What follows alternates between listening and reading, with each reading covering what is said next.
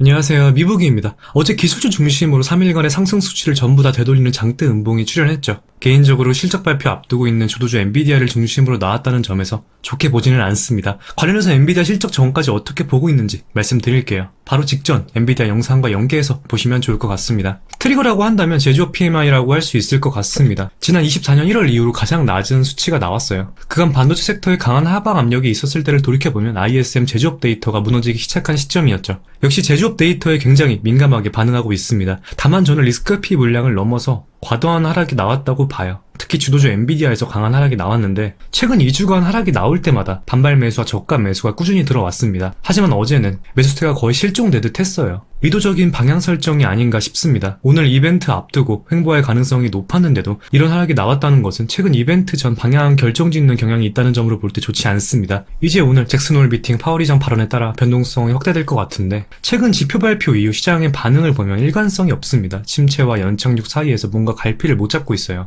그래서 파월 의장이 경기에 대해 어떤 발언을 하는지 시장이 중점적으로 볼 것 같아요. 금리 인하는 이미 시장에 전부 반영이 되어 있습니다. 이제는 속도가 중요한 시기예요. 파월 의장은 오늘 고용시장이 여전히 괜찮다고 하면서 금리 인하 속도에 대해서는 데이터를 보며 결정한다고 할 가능성이 높습니다. 일단 오늘은 경기에 대한 발언을 좀 더 민감하게 받아들일 것으로 봐요. 오늘 잭슨홀로 어느 정도 반등이 나올 수는 있겠지만 기술적 반등일 가능성이 높다고 생각해요. 왜 그렇게 생각하는지 차트 보며 말씀드리겠습니다.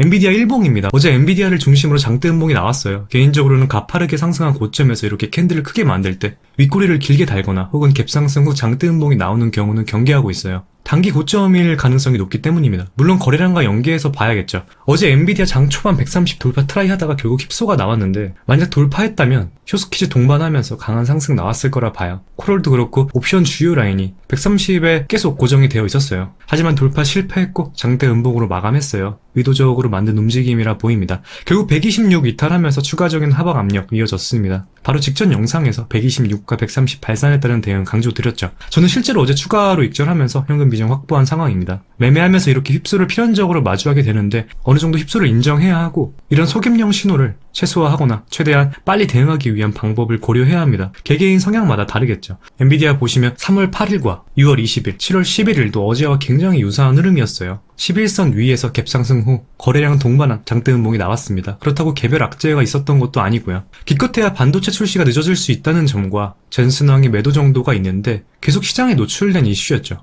올해만 벌써 4번째입니다. 작년에는 이렇게 고점에서 갭상승 후 장대 음봉이 나온 적이 없었어요. 그만큼 시장 투심 자체가 불안정하고 동시에 통제되지 않은 매우 감정적인 시장임을 시사한다고 봅니다. 지난 3월과 6월, 7월 이런 장대 음봉 만들고 당분간 장대 음봉 고가를 넘어서지 못했죠. 이번에도 단기적으로는 그럴 가능성이 크다고 봅니다. 다음 주 실적 발표 전까지는 기술적 반등이 나오더라도 어제 캔들 절반 수준까지 되돌리지 않을까 싶어요. 가격으로는 127 정도로 보여요. 하방으로는 21선 118달러 부근까지 열려 있다고 보고요. 정리하면 엔비디아와 반도체, 빅테크 같은 시장 주도주들이 변곡이 될 수 있는 시그널이 나온 만큼 지금은 무리한 신규 포지셔닝보다는 리스크 관리하면서 기회를 기다려야 할 시기라고 생각합니다. 참고해서 성향과 상황에 맞는 전략 수립하시면 좋을 것 같아요. 그럼 오늘 영상 여기서 마무리하도록 하겠습니다. 오늘도 시청해주셔서 진심으로 감사드리고 도움이 되셨다면 구독과 좋아요 한 번씩 부탁드릴게요. 궁금하신 점은 댓글 남겨주시면 확인 후에 답변 드리겠습니다. 감사합니다.